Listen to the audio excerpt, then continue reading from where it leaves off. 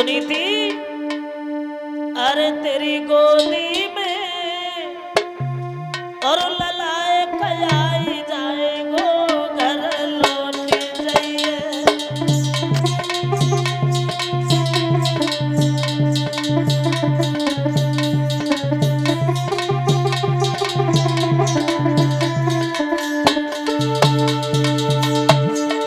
कहने लगे हैं नारद सुनी थी तेरी गोदी में लला एक जाए जाए गो घर लौट जाइए।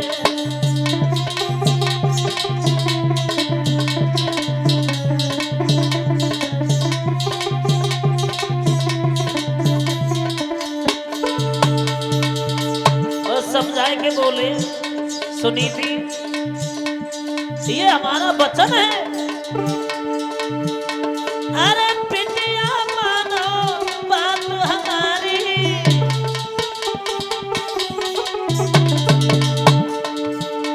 और पैदा हो में गोया तारी।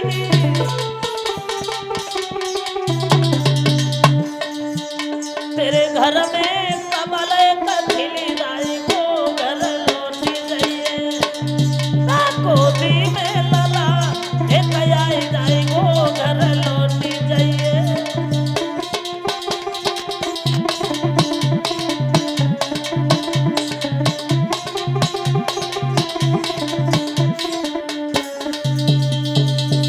सुनी थी अरे पिटिया ऊंच नीच पहचानो और कैसो आएगा पूरा जमानो।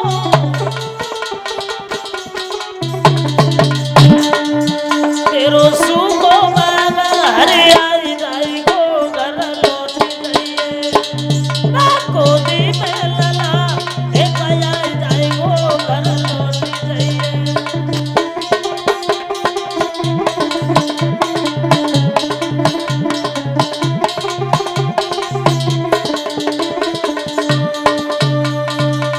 कहने लगे हैं देवर्षि नारद सुनी थी घर पे लौट जाओ। तुम्हारे उधर से वो संतान होगी जो तीनों लोकों में तुम्हारा नाम करेगी। जब तक सूरज चांद रहेगा तब तक तुम्हारी संतान का नाम रहेगा। लौट जाओ। सुनीति ने एक बात कही महाराज हम तो समझते थे संत महात्मा झूठ नहीं बोलते हैं लेकिन आप तो बिल्कुल झूठ बोलते जा रहे हो। हमारे संतान हो कहां से जाएगी? क्यों? क्योंकि न तो पति का सुख हमारे पास में है। पतिव्रता स्त्री के लिए जो पति का सुख नहीं है तो कहां से संतान हो जाएगी? नारद कहने लगे हैं बेटी ये मेरा वचन है। और समझा करके नारद कहने लगे सुनी थी मोर वचन चाहे पर जाए फीका और संत वचन पत्थर कीली का। इस संत का वचन है और मैंने तुम्हें वचन दे दिया तुम्हारे घर में संतान होगी। वो भी पुत्र होगा और इतना सुंदर वो पुत्र होगा जो तीनों लोकों में तुम्हारा नाम करेगा। लेकिन सुनीति एक बात का ध्यान रखना अपने पुत्र का नाम तुम दुर्लभ रख लेना। तुम चले जाओ। इतनी समझाने के बाद में नारद ने समझाया सुनीति वहां से चली आई। लेकिन बताया ये जाता है जब सुनीति आ गई तो सारी रात हो गई लेकिन नींद नहीं आई। वही महात्मा जी की बात याद आने लगी है, सोचने लगी है वो सुनीति। वहां कि लेट गई वहां आए और रात भर नींद नाए आई।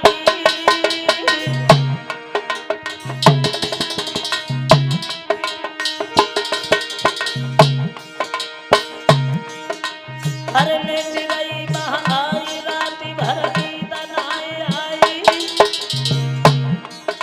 और सन्यासी की बातें रही बुद्धि में दोहराई रे ओ कवलला हमारो है।